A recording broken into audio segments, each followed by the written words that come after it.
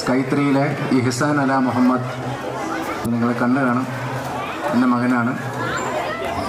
അപ്പോൾ ഹെവൻസിനെ കുറിച്ച് ഒരു 2 വാക്ക് ഈ സാഹചര്യത്തിൽ പറയാതെ വയ്യ.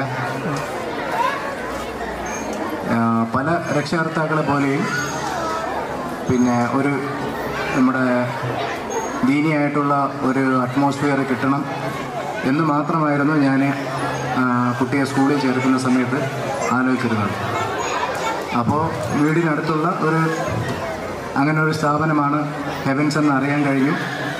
പിന്നെ ബന്ധപ്പെട്ട് നിൽക്കുന്നവരൊക്കെ നമുക്ക് വേണ്ടപ്പെട്ടവരും അറിയുന്നവരൊക്കെ ആയിരുന്നു. ഇത് ഞാൻ ഓപ്പണായിട്ട് പറയുകയാണ്. അപ്പോൾ അത് മാത്രമായിരുന്നു നമ്മുടെ ആദ്യത്തെ ഒരു തീരുമാനം, സ്കൂളിലോട്ട് കുട്ടിയെ ചേർക്കാനായിട്ട്. വീടിനടുത്താണല്ലോ എന്നതും ഒരു കാര്യമായിരുന്നു.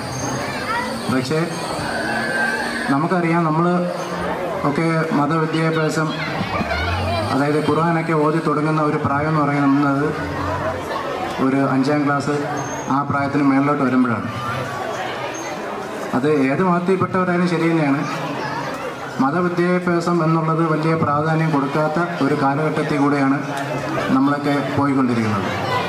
അപ്പം അങ്ങനെ ഇരിക്കെ ഇപ്പം ഞാനൊക്കെ കുട്ടികൾ ഖത്തം ഒരു ഖുർആൻ ഫുൾ പേജ് 500-ന് മുകളിലോട്ട് പേജുകളുള്ള ഒരു പുസ്തകം, അതും ഫോറിൻ ലാംഗ്വേജാണ്. നമ്മുടെ ഭാഷ മലയാളമാണ്, പിന്നെ ഇംഗ്ലീഷും എല്ലാവർക്കും അറിയാം ഒരു പരിധിവരെ. അതിനപ്പുറം ഒരു ലാംഗ്വേജാണ് അറബിക്ക്. അപ്പോൾ ആത്മീയമായിട്ട് നോക്കിയാലും സൈക്കോളജിക്കലി നോക്കിയാലും ഒരു ഫോറിൻ ലാംഗ്വേജ് പിന്നെ ഈ ചെറിയ പ്രായത്തിൽ 5 വയസ്സാണ് എൻ്റെ മകനും കൂട്ടുകാരും.